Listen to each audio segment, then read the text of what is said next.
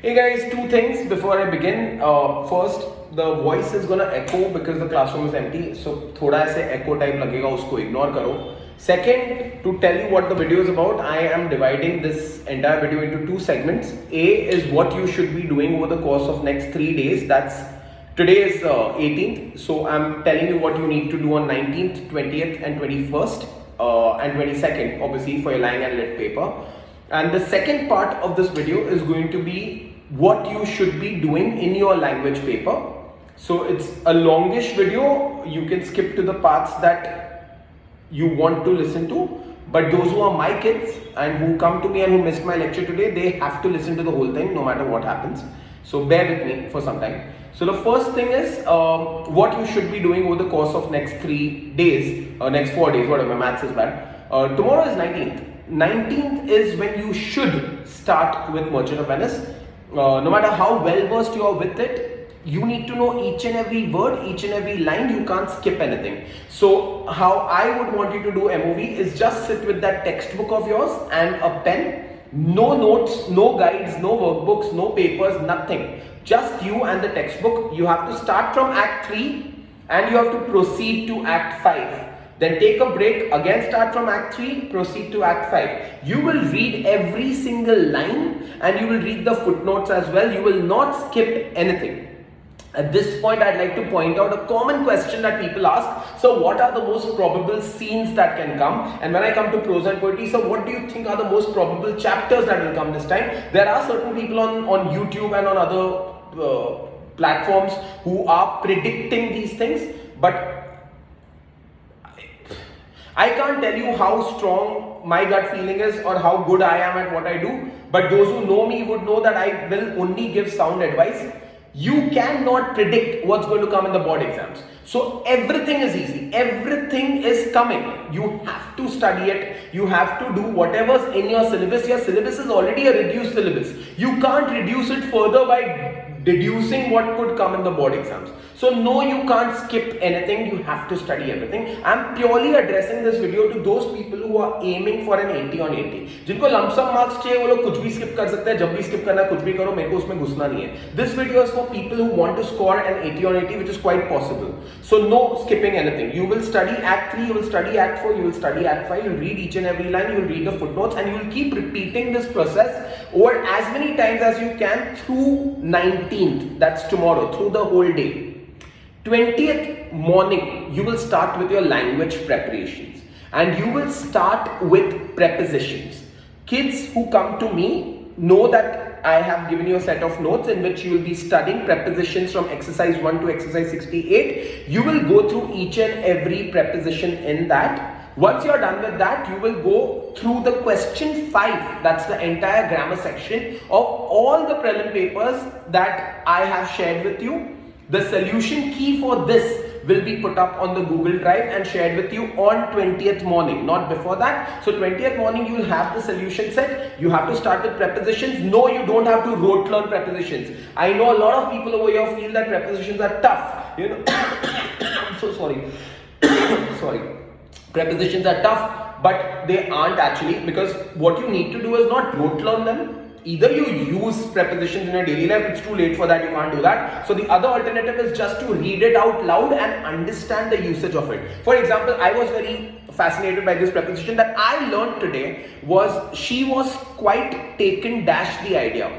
The answer is with. She was quite taken with the idea. To take with is to be impressed by something. Now I know that to take to is to start liking something. But you can't start liking an idea, you're impressed by an idea. So to take to a hobby, perhaps, you take up an hobby is you've taken up the hobby, you start doing it. To take to a hobby is to start getting interested in the hobby. But to take with an idea is to be impressed by an idea. Now once I have said this to myself and I've understood it, I don't think I'm going to forget this. Maybe over the course of next 3 years, I may forget it, but who cares? At least for the next 2 days, I'm not going to forget this, right? That's one thing. So make sure that when you are reading the prepositions, you try to understand the usage of it. Try and understand the sentence. It will be easier for you to comprehend the prepositions. Also, do not go with the prepositions on Google, which are available on Quora or on Brainly or Shala. No offense to these websites, but these websites aren't legit answers. They are answers shared by students. It's a community. So whatever someone feels, these are colloquial answers, not actual correct answers. So where do you get the actual answers from? From my Instagram link. That's for kids who don't study with me. The ones who do study with me, it's on your WhatsApp. I will be sharing the link with you. You have all the corrected answers in that. Go through those prepositions. I'm confident of the answers. You will stick to those. Understand the usage. Yes, there will be certain prepositions where you will be like, sir, why have you given this answer? Can this not be an answer as well? Of course, there can be. There can be multiple answers, but the answers I am giving are the most probable answers. Like, they are the most conventional answers. So stick with them. So I'm not giving you multiple answers. Once you are done with your prepositions, and it's a long process, it will take you an hour or two to go through that, and you are done with the grammar, which will take you another 2-3 hours, because you have to go through question 5 completely through all these prelim papers. Before that, it will be ideal if you have solved these MCQs. So make sure that, and the question paper link I've already shared with you guys. So you have an entire collection of prelim papers. You just need to make sure that you've solved them in a notebook like A, 2, 1, 2, 3, B. Just write the answers down. So that day when I share my answer key, all you have to do is just compare the correct answer with your answer, and you'll get that confidence, or you'll learn from it. As opposed to directly reading my corrected answers, that will not help you to learn it. So wo galti mat karna. Don't just go through the corrected answers. It's not going to help you. I'm promising you, trust me, it's a bad technique. So just make sure that you have your own set of answers, then you learn from it. Mistakes किया है, कोई गुनाह नहीं किया है. Mistakes क्यों हुई है उसको figure out कर और उसको repeat मत कर. That's the easiest way to go about it. Once you are done with your prepositions and question 5, then again in my notes you have, on page 131 in my notes, I have given you a set of grammar rules. You need to know those rules. Like no sooner के साथ क्या rules follow होते हैं. It's not just the fact that no sooner के साथ than जाता है. No sooner के बाद तेरे को एक modal verb डालना ही चाहिए. That's did, do, does, depending on the usage. Hardly के साथ when जाता है. If के साथ unless कब use होता है. What is unless? Degrees of comparison. If I have two options, the question says he was the fastest boy in class, and I have two options. No other boy in class is as fast as him. No other boy in class is faster than him. Then I know I have to go with the first option, because no other is mostly, almost every time used only with a positive degree, not with comparative. Comparative degrees mostly start with the subject. Now these rules you need to be aware of. So I'm sure whoever you guys go to, outsiders I'm talking about, I'm sure your teachers would have taught you these grammar rules. You need to know them at this point. Kids who have studied with me obviously know it at this point. You know, that's all we've done over the course of 2 years. We've only been doing grammar for this moment, for this day. You know all the rules, you know all the regulations. You just need to revise them from the notes once. So make sure that you do that. Once you're done with that, you will go through the essay notes. You need to know how to write an essay. And if you're bored going through those notes over and over again, at least read the pointers where I'm talking about the checklist that needs to be followed for a good essay. Just make sure you know that. Again, I would insist that you read through the whole thing. For the letters, you only need to go through my formats. I am very confident that my formats are correct. I will again teach it right now for those who need a quick revision of it. Everything I'm saying is what's relevant. Apart from that, nothing is relevant. In a letter, all you need to know is that there are two formats. One is called a traditional format, one is called a block format. Both are acceptable formats. Block format is when everything is on the left, A, and B, paragraphs have a line left between each paragraph. That's it. That's all you need to know about block format. Traditional format is when one addresses to your right, one addresses to your left, and in order to change the paragraphs, you do not leave a line, but you leave an indentation, you leave space. So you know that that's how you change the paragraph. And then again, yours truly or yours lovingly in formal letters, informal letters will be towards your right. And that's it. That's a traditional format. Both are acceptable by boards. However, some schools insist that it's only one format that they need to follow, but that's not true. Boards accepts both formats. Don't ever go with the set mentality of attempting only an informal or a formal. There's a myth that formal letters are shorter. That's not true. Formal letters and informal letters both have a length of at least 1.5 sides that needs to be followed. Your letters need to have 3 crisp paragraphs. First should be the introduction, in which you are introducing the topic, not yourself. So get straight to the point, introduce the topic, then elaborate that topic in the body. Always think, why are you writing a letter to this person, or what triggered you to write a letter? Answer those 2 questions and then elaborate the body. And then conclusion mein, obviously you're concluding, making suggestions or offering help towards something. Do not mess up the format in a formal letter when you write your address, you leave a line, you write the date, then you write the second address. It will always start with the manager, the teacher, the principal, whoever, then the institution's name, and then the address of the following. Now there are certain institutions that say that you don't have to write the pin code anymore. It's not a rule. Like if you write a pin code, great. If you don't write a pin code, fine. They are not going to deduct marks. But think of it. It's logical to write a pin code. So don't try to overcomplicate this. An address is a simple address. Flat number dal, apartment number dal, naam dal, building ka, road ka naam dal, city ka naam dal, pin code dal. Simple. कुछ लोग बोलते हैं sir commas डालना है नहीं डालना है. Either put all commas or don't put any punctuations at all. Both are acceptable. I prefer putting commas because it's common sense. Comma, comma, full stop. हो गया. Date format simple होता है. जो date पे तू exam लिख रहा है उसी date, unless the topic says something about monsoons or something about Christmas, then you know you'll change the date. Common sense use कर. तू Christmas related चीज December में लिखेगा, November में लिखेगा. Monsoon related चीज तू May to June, July में लिखेगा. Otherwise, you will write the date on which you're writing the exam, which is 21st February. So you need to know that date and 2024. Full stop. Then to नहीं आना चाहिए formal letter में गलती से भी. Subject is not necessary. If you put it कुछ फायदा नहीं होने वाला, मत डाल, वो इग्नोर होने वाला. Subject नहीं होता. फिर you start off and then yours के बाद sincerely कभी नहीं आने वाला है. Respected sir कभी नहीं आएगा. It's dear sir, dear madam or just sir, just madam, and yours sincerely नहीं आएगा. Yours, if you are writing a formal letter, then what you will put is yours truly or yours faithfully. If it's an informal letter, it's yours lovingly or yours affectionately. Stick to either of these, and in the end you'll just write your first name in an informal letter or your full name in a formal letter. That's it. That's all you need to do in your letter writing. So letter writing का format एक बार देख लिया. Also in case of uncle, aunt or cousin, you'll write the title also. So dear uncle Ravi, dear aunt Rajni, something like that. Dear cousin Raj. Otherwise, just go with the first name. For mom and dad, it could be mom and dad, mother and father. Everything's permitted. Like apart from that, the board doesn't notice anything. They are not going to focus on anything. This is all that they care about. After that, you have email, and notice that I don't think you should waste time on. It's the easiest concept. Like an email is like a shorter version of a formal letter. You just need the email ID. You will not write the words TO and SUBJECT if you are using on, from, and at in the notice. So email will just directly have the email ID. Most kids make a mistake. Even today's generation doesn't know how to write a valid email ID. This is not an insult, it's an observation. Over the last few papers that have been analyzed, people don't know how to write a valid email ID. So the most common trick to write an email ID is write the title @designation.com. So principal @Oran, but what is Oran? Oran is school. So principal @oranschool.com. Simple. Dean @Justlok. What's Justlok? Hospital. So dean @justlokhospital.com. So that's it. That's the easiest way to write an email ID. You're writing it to a coach.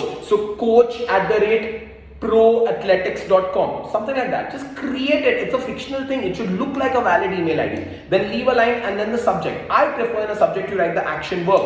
So what you will end up writing is request to do this, invitation to do this. Subject can't be long.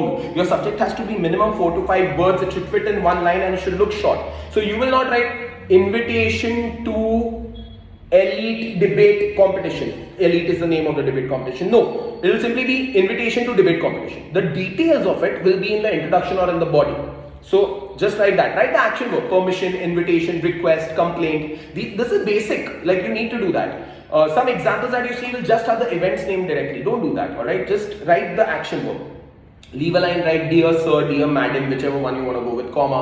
Then start. Introduction is introducing the subject. Never start a formal letter, informal letter or an email with I am so and so writing. That's the worst way to start an email or a letter. Just start with as a responsible citizen. I want to do that. The way to write to a charitable organization would be I have been following your organization for over 2 years now, and you guys have been doing a commendable job. I would like to extend a helping hand. So that's your introduction. So basically something like that. Be mature in your content. Your body needs to be longer than your introduction, your conclusion. Leave lines in emails between paragraphs. You have to leave lines. Then you move on to yours truly. You write your full name and you write your designation. Most of the time designation is in the notice. If you put it great, if you don't put it, some schools are okay with it. I would prefer putting a designation. Even if there's no designation given, you create a designation. Put in a designation like head boy or head girl or representative or whatever it is. That's it. That's your email. Moving on to notice. मैं उल्टा क्यों जा रहा हूँ? Because मैं question 5 से begin करूँगा, question 4 पे आऊँगा, question 3 पे आऊँगा, question 2 पे आऊँगा. I think at this point I've realized while talking that I was supposed to make this video in 2 segments. Like first should have been what to study and second should have been how to proceed with the paper. But I've somewhere gone into how to write a paper. But it started with the letter का format.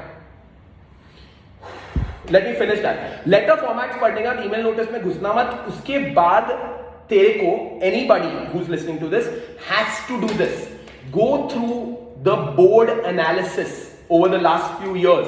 This is available on ICSE.org. You go to examinations, go to ICSE, go to downloads in that and go through, you'll find this thing, paper analysis, previous year's analysis. Then go on language papers and go through the past year's analysis. What is an analysis? It's basically a solution to the board paper, A. And second, it's not just the solution, it's the board's, the examiners, the moderators giving you a critical insight into what mistakes have been made by people, what is it that the board is expecting out of you. It's a very valuable document to go through. My kids, obviously I'll be sharing the document directly with you. Others can just go onto this website and go through it. So make sure that you go through these documents on 20th night. Once you're done with that, I would really advise you to go through as many papers as you can, whether it's board papers, it's prelim papers, whatever it is, comprehensions. Not for comprehension, but just to get content, alright? Like for your essays, like ideas, phrases, style of writing.